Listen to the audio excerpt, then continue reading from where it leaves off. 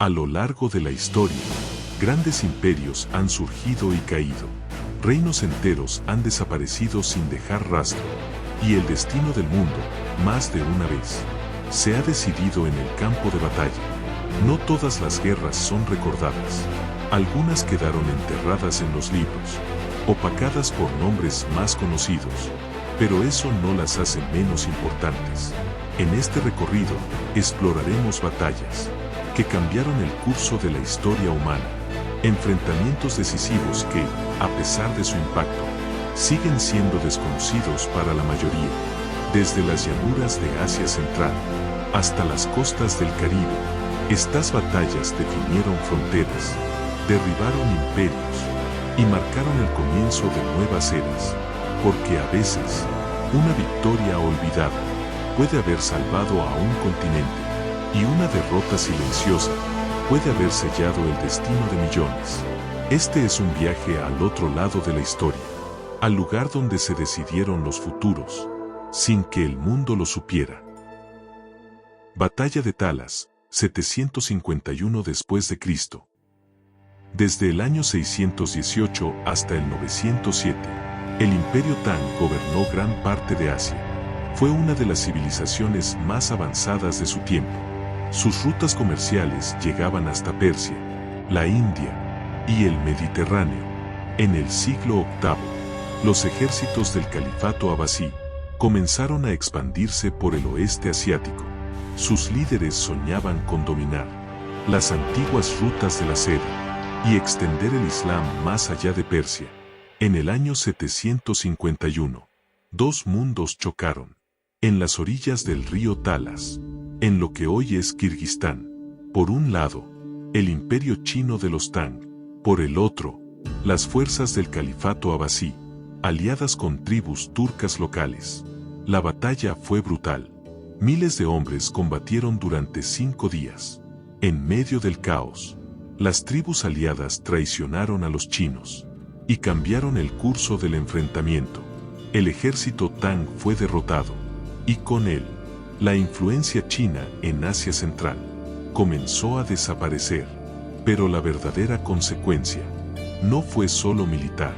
Entre los prisioneros de guerra capturados, había artesanos chinos. Algunos de ellos conocían el secreto de la fabricación del papel. Llevados a Bagdad, compartieron su conocimiento con los sabios del califato, y así, el arte del papel, hasta entonces exclusivo de China, comenzó a extenderse por el mundo islámico, y siglos más tarde, llegaría a Europa, una batalla olvidada, una tecnología transformadora, un punto de inflexión silencioso, que cambió la historia de la humanidad. Batalla de Ain Jalut, 1260 después de Cristo. A mediados del siglo XIII, el mundo temblaba ante una nueva fuerza.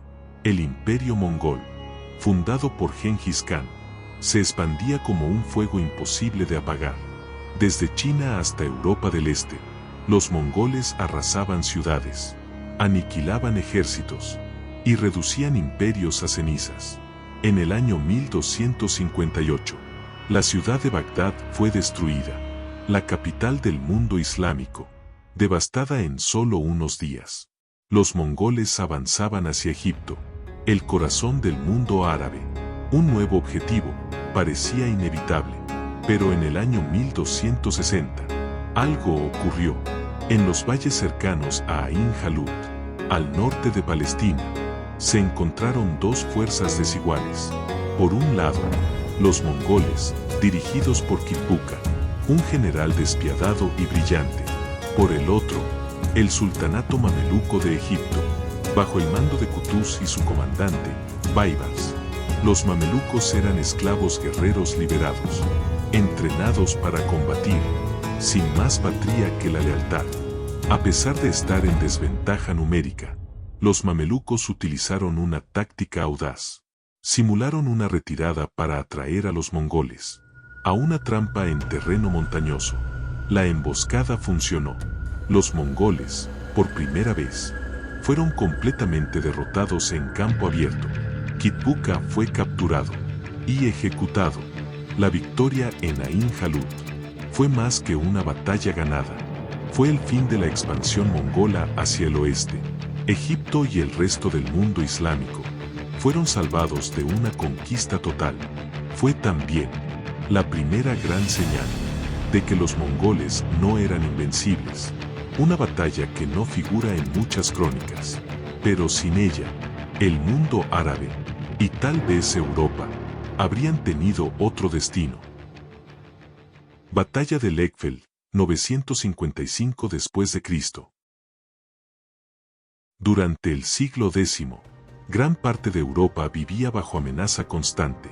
No eran los vikingos, ni los sarracenos, sino un enemigo veloz, mortal y silencioso. Los magiares. Los magiares, antepasados de los húngaros modernos, eran guerreros nómadas de la estepa, expertos jinetes, maestros del arco a caballo, y dueños de una movilidad temida en todo el continente. Durante décadas, saquearon ciudades del este y centro de Europa, desde Italia hasta Alemania. Ningún ejército podía alcanzarlos. Ninguna muralla era suficiente. Pero en el año 955, todo cambió. En los campos de Lechfeld, cerca del río Lech, al sur de Alemania actual, se produjo el enfrentamiento decisivo. El Sacro Imperio Romano Germánico, bajo el mando de Otón I, reunió un ejército de tropas alemanas, bávaras y francas. Por primera vez, un frente unificado, dispuesto a resistir y responder. La batalla fue intensa. Los magiares intentaron sus clásicas tácticas de emboscada, pero Otón había aprendido. Formó líneas defensivas compactas y resistió el asalto inicial. Aprovechando un terreno firme y su caballería pesada, Otón lanzó un contraataque total. Las fuerzas magiares fueron rodeadas y finalmente aniquiladas. Fue el fin de las incursiones magiares en Europa occidental. Poco después, los magiares se asentaron y comenzaron su transformación en el reino de Hungría. Para Otón, fue la consolidación de su poder. Ese mismo año, sería nombrado emperador. La batalla de Lechfeld no solo aseguró el corazón de Europa, sentó las bases para la creación de una identidad germánica duradera. Una batalla olvidada por muchos, pero sin ella, Europa central pudo haber quedado fragmentada y bajo dominio de jinetes de la estepa. Batalla de las Navas de Tolosa, 1212 después de Cristo. Durante siglos, gran parte de la península ibérica estuvo bajo dominio musulmán. Al sur, el Imperio Almohade, una de las fuerzas más poderosas del mundo islámico. Al norte, reinos cristianos fragmentados: Castilla, Aragón, Navarra, León y Portugal. Una frontera tensa y una guerra de desgaste que se extendía desde el año 718. En el año 1212, esa tensión alcanzó su punto máximo. El califa almohade, Muhammad al-Nasir, reunió un ejército masivo para frenar el avance cristiano hacia el sur. Su objetivo: detener la reconquista y reafirmar el dominio islámico en Al-Ándalus.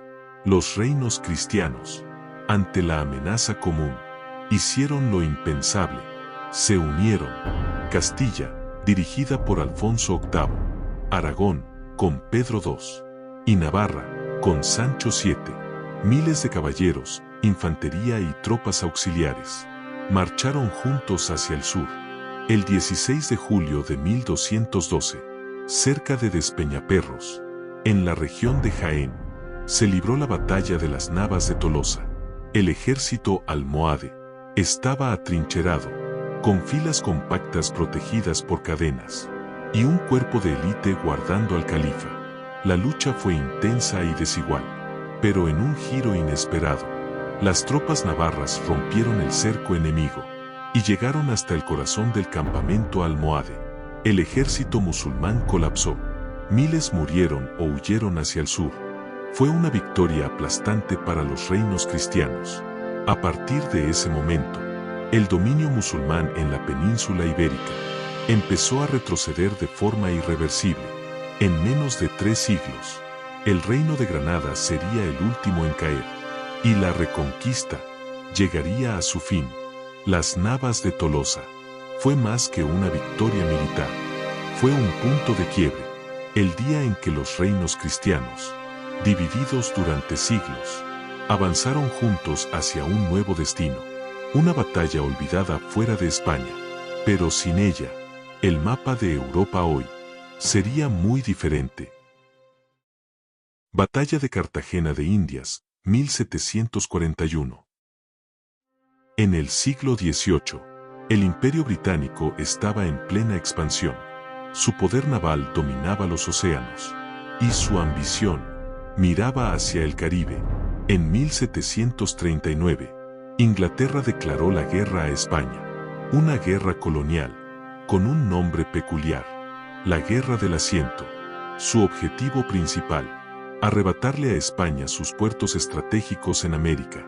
Y había uno que sobresalía entre todos: Cartagena de Indias, en la actual Colombia, una ciudad fortificada, llave del Caribe, centro comercial y militar vital para la corona española. En 1741, una de las flotas más grandes jamás vistas en América, zarpó desde Jamaica, 186 barcos, más de 27.000 hombres, infantería, marinos, artillería, esclavos armados, mercenarios, todos bajo el mando del almirante Edward Vernon. Frente a ellos, una guarnición de apenas 3.600 defensores, dirigidos por el almirante español Blas de Lezo. Blas de Lezo tenía una pierna amputada, un brazo inmóvil y un ojo ciego, pero también tenía experiencia, astucia y una voluntad de acero. Durante semanas, los británicos bombardearon sin descanso, asaltaron murallas, atacaron por mar y por tierra, pero Lezo había reforzado los fuertes, había estrechado los accesos, y había convertido Cartagena en una trampa mortal. La enfermedad, la humedad y la resistencia española hicieron el resto. Después de más de 2 meses de asedio, los británicos se retiraron. Derrotados, habían perdido más de 10.000 hombres, sin tomar la ciudad. La victoria de Cartagena de Indias frenó el avance británico en el Caribe y aseguró el dominio español por varias décadas más. Pero la historia no fue justa con Blas de Lezo. Murió poco después, y su hazaña fue silenciada.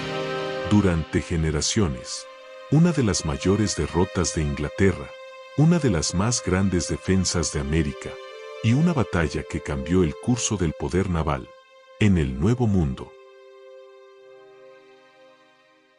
La historia está hecha de momentos que no siempre aparecen en los libros, batallas que, en silencio, cambiaron imperios, crearon naciones y alteraron el destino del mundo. Hoy conocimos apenas algunas de ellas, pero aún quedan más. Conflictos en África, choques de civilizaciones en Asia, derrotas que parecieron simples, pero que lo modificaron todo. En la segunda parte, seguiremos este recorrido a través del tiempo, revelando batallas olvidadas, pero fundamentales para entender el presente, porque quien no conoce estas guerras, tampoco entiende cómo llegamos hasta aquí. Nos vemos en la segunda entrega de Batallas Olvidadas que cambiaron la historia.